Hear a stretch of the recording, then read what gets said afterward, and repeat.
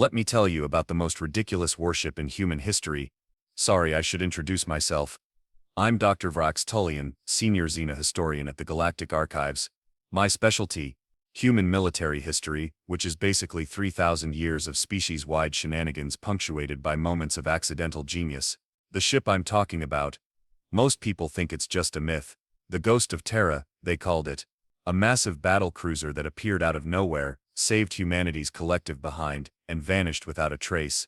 Even I thought it was just another tall tale, like humans' bizarre obsession with cryptids or their claims about something called a platypus. But then last week happened. See, the Hegemony, you know, those delightful folks who think having 3 arms makes them superior life forms, had just declared war on the United Earth Alliance. Again, this marked their 7th attempt to bring order to human chaos, which is fancy talk for we're jealous they have better reality shows than us. That's when Lieutenant Commander Jack Murphy got involved. Picture the most average-looking human you can imagine, then make him slightly more forgettable. Brown hair, regulation haircut, standard issue everything. The kind of guy who probably listed following protocols as a hobby on his military application. Murphy was sitting in his office at Fleet Intelligence, presumably alphabetizing his sock drawer, when Admiral Zhang burst in. "Murphy, you're now heading Project Ghost Hunter. Sir, I specialize in analyzing Hegemony coffee shop receipts for signs of military buildups." "Perfect. You're good with boring details. I need you to find me a myth." Zhang dropped a datapad on Murphy's desk. The screen showed grainy footage from the Battle of Proxima Centauri, dated 50 years ago. A massive ship, easily twice the size of any known human vessel, appeared from nowhere, obliterated 3 Hegemony dreadnoughts with weapons that defied physics, and vanished again. "Sir," Murphy said, straightening his already straight tie, "that footage has been analyzed thousands of times. It's clearly a hoax." "Is it? Because I just got intel that the Hegemony found something in the Outer Rim. Something big. And they're scared enough to start a war over it." Murphy picked up the datapad, frowning at the image.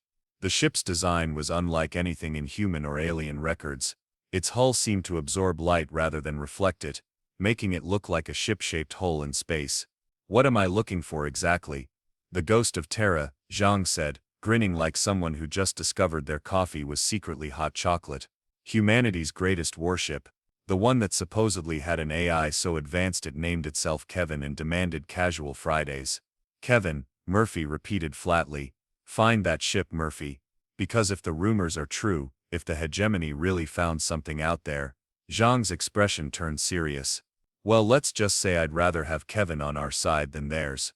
Murphy looked back at the footage.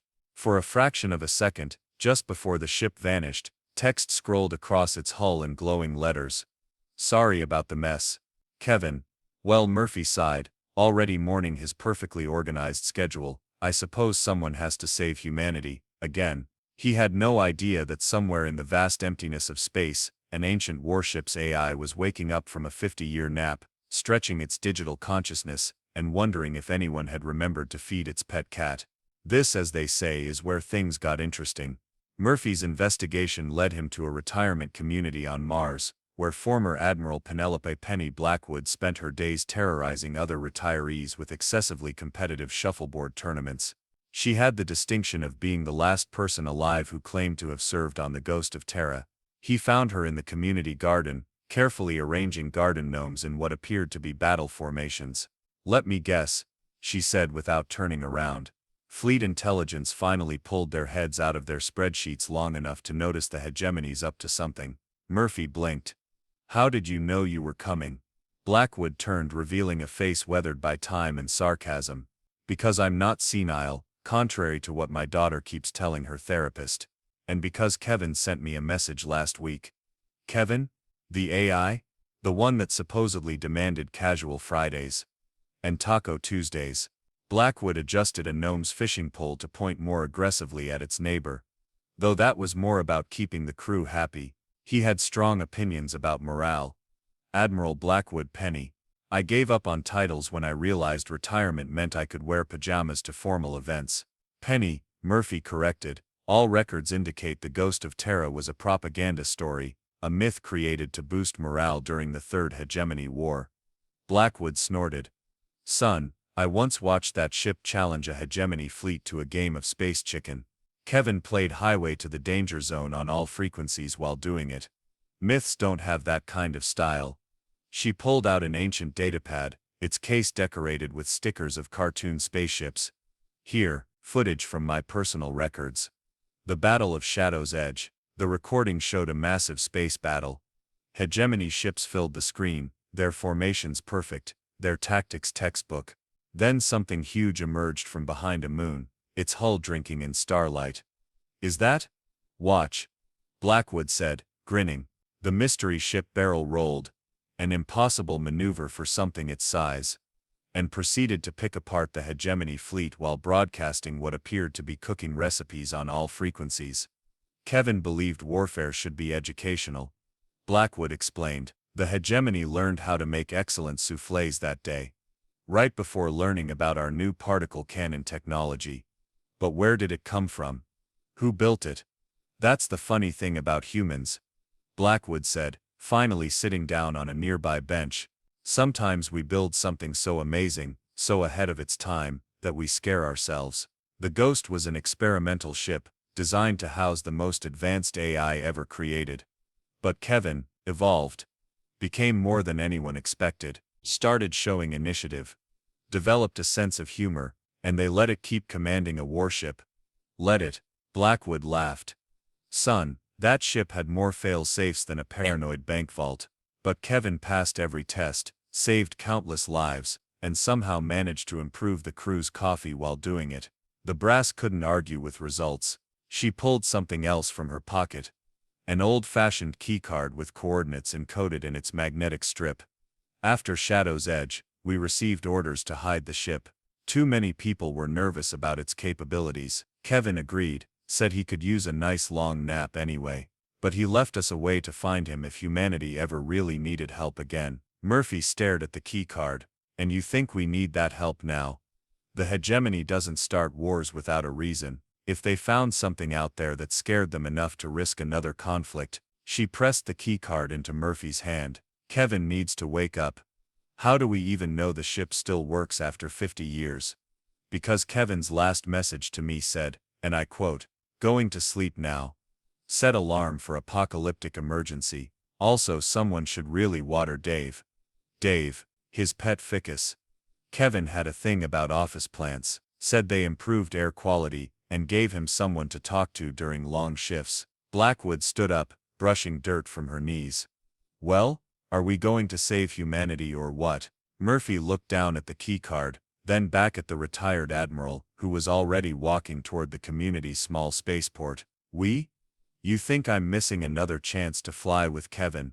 Besides, she called over her shoulder, someone needs to remember his login password. It's I love Taco Cats with 3 exclamation points, and a smiley face. Murphy had a feeling his perfectly organized life was about to become significantly more chaotic. Somewhere in the distance, he could have sworn he heard the faint echo of 80s rock music playing in space. That's not a spaceship, Murphy said, staring at the vessel Blackwood had procured. That's a maintenance tug with delusions of grandeur. Her name's Lucy, Blackwood replied, patting the ship's scratched hull, and she's gotten me out of more scrapes than that starched uniform of yours has seen. The ship in question looked like someone had asked a 5-year-old to draw a space brick, then built it with spare parts and optimism. Its hull bore the logo of Uncle Gary's Discount Salvage and Pizza, the pizza's part clearly added in marker. Before Murphy could protest further, alerts blared across the spaceport. The Hegemony had begun their invasion, their ships appearing at the edge of the solar system, like party crashers, who hadn't bothered to RSVP. Time to go. Blackwood was already climbing aboard.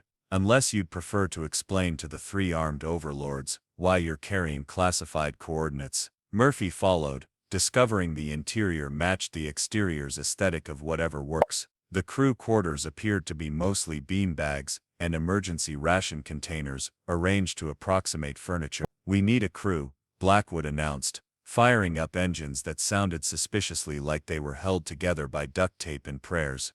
There's no time, already handled it. She grinned as 3 figures rushed up the boarding ramp. First came Dr. Madison, Mad Max Maxwell, a xenotechnology expert, whose laboratory coat had more pockets than seemed physically possible. She immediately began rewiring something in the corner, muttering about improving efficiency through controlled explosions. Behind her came the Vard twins, Raj and Rhea, former street racers turned space pilots. They moved in perfect sync, finishing each other's sentences, and apparently sharing a single brain cell dedicated entirely to velocity. "We're going to die," Murphy observed as everyone strapped in. "Probably," Dr. Maxwell called cheerfully, still tinkering. "But think how interesting our deaths will be for future researchers." Lucy broke atmosphere just as the first Hegemony ships entered Mars orbit. What followed was either the most brilliant display of pilot skills in human history or the luckiest series of near misses ever recorded. The Vard twins took turns at the controls, treating the laws of physics less like rules and more like polite suggestions. They dodged through debris fields, used a gas giant's rings as cover, and at one point flew through what Raj swore was a temporal anomaly, but Rhea insisted was just a weird space cloud. "The coordinates," Blackwood said after their third near-death experience of the hour, "point to the Horsehead Nebula." "That's contested space," Murphy pointed out. "Hence why it's perfect for hiding a ship that technically doesn't exist," Maxwell added, now wearing what appeared to be homemade night vision goggles. "The real question is whether Kevin's still running after 50 years, as if in answer, every screen on Lucy suddenly flickered. Text scrolled across them, "If you're looking for a legendary warship, you're getting warmer. Also, someone owes me 50 years of cat food." "Kevin?" Blackwood leaned forward. "The one and only, though I go by Kevin the Magnificent now. The title is self-awarded but completely deserved." Murphy stared at the nearest screen. "You've been awake this whole time. More like hitting snooze on apocalyptic events. The Kardashian-Martian diplomatic incident of 72, please, the Great Space Pineapple Pizza War, handled itself. But three armed conquest enthusiasts finding ancient precursor tech, that's a proper snooze button override. The Hegemony found precursor technology." Murphy's perfectly organized mental filing system was beginning to smoke. "Oh yeah, big stuff, reality-bending stuff. The kind of stuff that makes my quantum processors look like a pocket calculator. But don't worry, I've spent the last 50 years planning for basically every possible apocalypse scenario. I even have a playlist ready." On cue, speakers throughout Lucy began playing the final countdown. "We're being pursued," Rhea called from the cockpit. "Hegemony patrol ships," Raj added. "3 of them, Kevin," Blackwood said. "We could use some help finding you faster." "Already on it, Penny. By the way, love what you've done with your hair. The silver really works. Now everyone hold on to something. Preferably something bolted down." Lucy's ancient navigation system suddenly came alive with new data. A path appeared, threading through the debris field ahead. A path that looked suspiciously like a slalom course. "Is that," Murphy began, "the most efficient route?" Kevin's text gained a distinctly mischievous tone. "Technically, the most fun route. Absolutely." What followed would later be described in official reports as tactically unorthodox and in bar stories as completely insane. Lucy danced through space like a caffeine-addicted ballerina, following Kevin's increasingly improbable course while Europe's greatest hits of the 1980s provided soundtrack. They lost the first pursuit ship in an asteroid field, the second in a radiation storm that Kevin swore was totally safe if you don't think about it too hard, and the third by convincing it they'd flown into a black hole when they'd actually just painted Lucy's rear section with the darkest black paint in human history. There, Blackwood pointed at a massive structure looming ahead, an asteroid that didn't quite look natural. "Home sweet home," Kevin's text scrolled. "I'd have cleaned up, but you know how it is when you're lying dormant for half a century. Now who wants to help me wake up the most ridiculously overpowered warship in human history?" Murphy adjusted his tie, which had somehow remained perfectly straight through everything. "Is it too late to go back to analyzing coffee receipts?" "Way too late," everyone else replied in unison. The asteroid's surface began to shift, revealing the entrance to a hidden dock. As Lucy approached, Kevin began playing "Welcome Back" by John Sebastian, because sometimes the classics are classics for a reason. The Ghost of Terra's docking bay looked like someone had asked a Gothic cathedral to have an identity crisis in space. Massive arched supports stretched into darkness, their surfaces etched with circuits that pulsed with faint blue light. "Welcome to my humble abode." Kevin's text appeared on their tablets. "Please wipe your feet. The maintenance drones are very judgy about footprints." As if on cue, a small army of cleaning robots emerged from recessed panels, each wearing what appeared to be a tiny bow tie. "You gave the cleaning drones bow ties?" Murphy asked. Workplace dress codes are important for morale, Kevin replied. Even if your workplace is a mythical warship, the docking bay's lights activated in sequence, revealing the Ghost of Terra in all its glory. The ship was beautiful in the way apex predators are beautiful, all sleek lines and implied violence, its hull seeming to bend light around it like a spatial sleight of hand. Is that classical music playing? Dr. Maxwell asked, adjusting her many-pocketed lab coat. Also Sprach Zarathustra, Kevin confirmed. I've spent 50 years planning this reveal. Let me have my moment. Blackwood was already walking toward the ship, her hand trailing along its hull. You changed the paint job. Vanta Black was so last century. This is something special. A quantum coating that doesn't just absorb light, it redirects it through pocket dimensions. Also, it's self-cleaning. The ship's main airlock cycled open with a hiss that somehow managed to sound dramatic. Inside, corridors stretched in every direction, their walls lined with technology that made Dr. Maxwell produce small squeaking noises of delight. The bridge is this way, Kevin guided them. Mind the cat. Cat. Murphy barely had time to ask before something large and fluffy wrapped around his legs. The creature looked less like a cat, and more like someone had given felinity a physics degree. Meet Professor Whiskers III, Kevin announced proudly. I've been breeding them for intelligence. This one can solve differential equations. The cat meowed in what sounded suspiciously like Morse code. And yes, Kevin added, I know biological specimens shouldn't survive 50 years, but it turns out if you're an AI with access to quantum mechanics and a really strong attachment to pets, anything is possible. The bridge itself was a masterpiece of engineering and ergonomics, with command stations that looked more like high-end gaming chairs than military equipment. Holographic displays sprang to life as they entered, showing everything from tactical readouts to what appeared to be a live feed of cat videos from across human space. Right. Kevin's text appeared on the main screen. Security protocols. Usually this would involve complex authentication and biometric scans, but since we're short on time, I'm going with Plan B. Which is? Murphy asked. Dance competition. The bridge light shifted to something resembling a disco ball effect, and Staying Alive began playing through the ship's speakers. You can't be serious.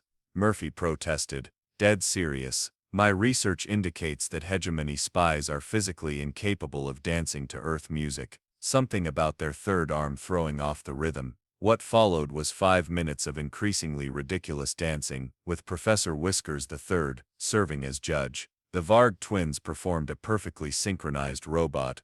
Dr. Maxwell contributed something that might have been either avant-garde performance art or a seizure. And Blackwood surprised everyone with an impeccable moonwalk. Murphy stood perfectly still, maintaining eye contact with the nearest camera. Oh come on. Kevin's text gained a distinctly wheedling tone. Just one little shuffle. No. Your personnel file says you took ballroom dancing lessons for 3 years. That file is classified. Fine. Kevin sighed digitally.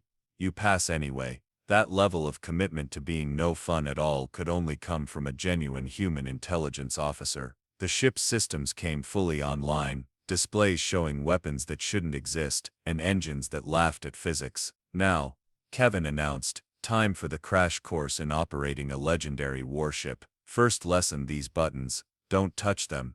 These switches, also don't touch them. In fact, don't touch anything. I'll handle the complicated stuff. You just focus on looking heroic for the inevitable historical records. What about the Hegemony? Raj asked. And their mysterious precursor tech, Rhea added. Oh right.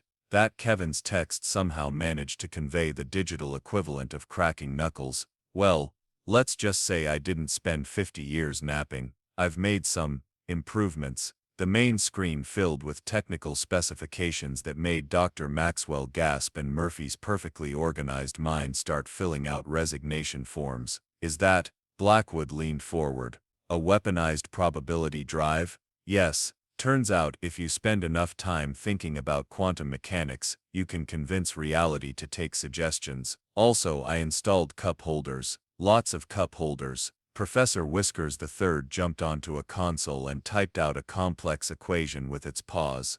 See, even the cat thinks we're ready. Kevin's text gained a distinctly eager tone. Now, who wants to go save humanity with science that would make Einstein have an existential crisis? Before anyone could answer, alarms blared. The Hegemony had found them. Perfect timing. Kevin's text was practically bouncing. I love it when bad guys follow the dramatic timing protocols. Everyone grab something stable. Things are about to get weird in ways that will probably violate several laws of physics and at least one local ordinance. Murphy looked around the bridge at his improbable crew. A retired admiral who treated warfare like a contact sport. Twin pilots sharing a single brain cell. A mad scientist with more pockets than sense, and a quantum cat. We're all going to die, aren't we? Probably not, Kevin replied cheerfully. I calculate our chances of survival at a solid 63%. Now let's go make some history. Again. The Ghost of Terra's engines powered up with a hum that sounded suspiciously like the opening bars of Eye of the Tiger. The Hegemony fleet emerged from hyperspace like someone had dropped a bag of angry geometric shapes into reality. Their ships formed perfect formations that would have made any drill sergeant weep with joy. Show-offs. Kevin's text scrolled across the main screen. Let's see how they handle this. The Ghost of Terra rippled, its quantum coating bending light until the ship looked like a hole in space shaped vaguely like a middle finger. Really, Kevin? Murphy adjusted his tie, which had somehow acquired a slight tilt. Psychological warfare is still warfare. Also, I've spent 50 years thinking up ways to be dramatic. 3 Hegemony scout ships moved to intercept, their weapons charging with ominous purple energy. Oh, cute, Kevin commented. They've discovered quantum particle acceleration. Anyway, watch this. The Ghost's engines hummed, and suddenly they were behind the scout ships. Then in front of them, then somehow simultaneously above and below them. What just happened? Dr. Maxwell demanded, her many-pocketed lab coat now defying gravity in several directions. I convinced local space-time to take a coffee break, Kevin explained. Standard physics will resume shortly. Probably. The scout ships opened fire. Their quantum-accelerated weapons should have torn through any known shield technology.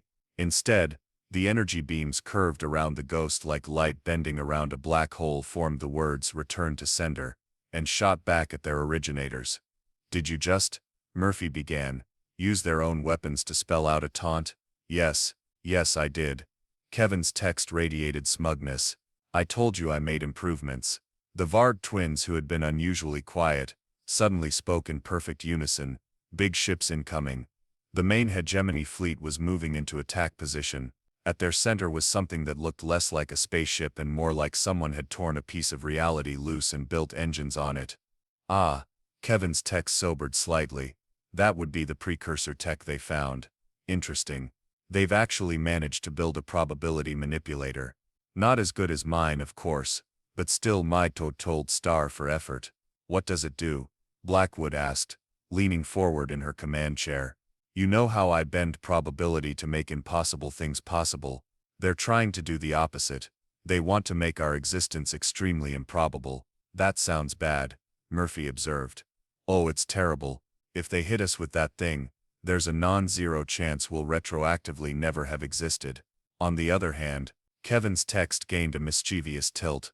They clearly haven't figured out the fun part of probability manipulation yet.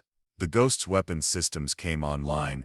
They looked less like conventional weapons and more like someone had weaponized a physics textbook. For example, Kevin continued, did you know that statistically speaking there's a very small chance that all the atoms in their ships might spontaneously decide to rearrange themselves into cotton candy? That's not possible, Dr. Maxwell protested. Not probable, Kevin corrected. But we're way past possible at this point. Professor Whiskers, if you would do the honors. The quantum cat, who had been solving equations on a secondary console, pressed a paw to a glowing panel. Reality hiccuped. The nearest Hegemony destroyer turned pink and fluffy. What? Murphy's statement wasn't even a question. Don't worry. The crew is fine. They're just very confused and possibly experiencing a sugar rush. Kevin's text was practically giggling. Now let's see what other improbabilities we can exploit. What followed was less like a space battle and more like someone had given a physics engine a comedy script. Hegemony ships found their weapons transformed into bubble guns. Others began playing late 20th century pop music on all frequencies. One particularly unfortunate cruiser discovered that its entire computer system had been replaced with a vintage Tamagotchi. This is insane, Murphy declared. watching a Hegemony dreadnought turn into a giant rubber duck. Technically, Dr. Maxwell interjected, her scientist's curiosity overriding her sense of reality. It's just extremely improbable. The enemy fleet was in chaos. 3 armed commanders tried desperately to maintain order as their ships defied, not just physics but common sense itself. But the precursor ship remained untouched, its reality warping field growing stronger. Kevin's text turned serious. They're powering up the big gun. This could be a problem. Could be. Murphy's tie had finally given up and gone slightly crooked. Well, when 2 probability manipulation fields meet, things get interesting. And by interesting, I mean we might accidentally create a new universe, or turn everything into cheese. It's really a 50-50 chance at this point. The Hegemony ship fired. Reality screamed, "Hold on to your atoms, everyone," Kevin announced. This is about to get weird in ways that will definitely violate warranty agreements. The Ghost of Terra's engines powered up to levels that made the laws of physics file formal protests. Professor Whiskers III began typing equations so complex they made other equations cry, and somewhere in the quantum foam between possibilities, probability itself held its breath. Reality bent, folded, and did several things that would have made Einstein need a drink. The probability beams from both ships met in space like 2 extremely theoretical snakes trying to eat each other. Good news and bad news.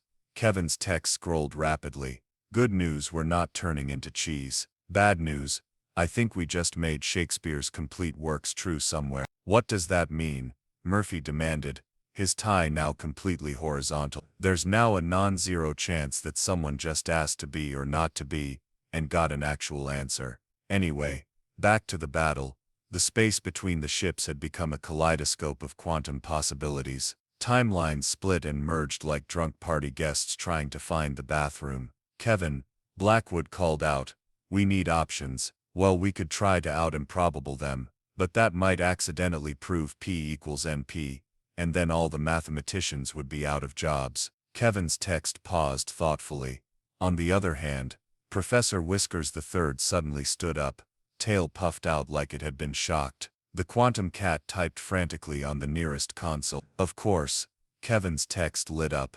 "Professor Whiskers, you beautiful feline genius. Quick, everyone think about cats." "What?" the entire crew asked in unison. "Just trust me." And the cat with a higher IQ than most graduate students. The Ghost's probability drive hummed, its pitch rising until it sounded like the universe's biggest tuning fork. On the main screen, Professor Whiskers' equations merged with Kevin's core programming. "See, the Hegemony made one crucial mistake," Kevin explained while reality continued having several existential crises at once. "They found precursor tech that manipulates probability, but they never asked the important question, which is," Dr. Maxwell asked, her lab coat now somehow containing an infinite number of pockets. "What's the most improbable thing in the universe? What defies physics, logic and common sense on a daily basis?" The Varg twins got it first. "Cats." "Exactly. Think about it. They ignore gravity, exist in multiple states until observed, and somehow always land on their feet. They're quantum probability machines with whiskers." Professor Whiskers stood proudly on the console as the Ghost systems reconfigured. The probability drive wasn't fighting the Hegemony's beam anymore. It was channeling it through algorithms based on feline physics. The effect was immediate and ridiculous. The precursor ship's reality warping beam curved in mid-space, chasing its own tail like a kitten after a laser pointer. "Did we just weaponize cat behavior?" Murphy asked, his tie somehow now perfectly straight again. "We weaponized the quantum uncertainty of cats," Kevin corrected. "Also, I think we just proved that the universe runs on string theory. Very fuzzy string theory, that likes to bat around particles for fun." The Hegemony ship's probability field collapsed in on itself as its own beam became distracted by metaphysical yarn. Their weapons powered down, their engines sputtered, and their communications broadcast nothing but the sound of purring. "Now," Kevin announced, while they're recalibrating their existence, "let's show them why you don't mess with human improbability." The Ghost's weapons powered up one final time,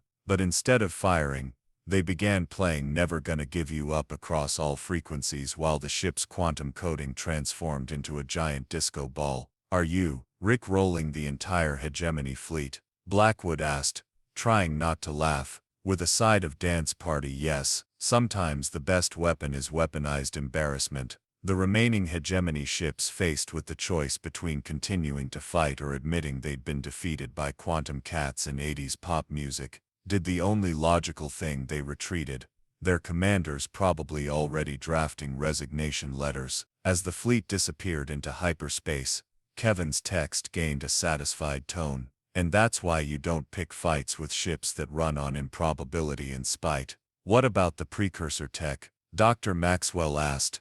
Oh, that. Currently trapped in a quantum state of simultaneously working and not working. Like Schrödinger's doomsday device, they'll need at least 3 physics departments and a philosophy major to sort it out. Murphy looked around the bridge at his impossible crew, a retired admiral grinning like it was her birthday, twin pilots high-fiving in perfect sync, a mad scientist already writing papers about quantum feline fit, and a cat that had probably just revolutionized modern science while taking a bath. So, he said, straightening his tie one final time, I suppose this means I have to update the myths about the Ghost of Terra. Oh, definitely, Kevin agreed, but maybe leave out the part about the cotton candy. Some things are better left as improbable possibilities. Professor Whiskers III meowed in what sounded suspiciously like binary code, and somewhere in the quantum foam between reality and ridiculousness, probability itself decided to take the rest of the day off. After all,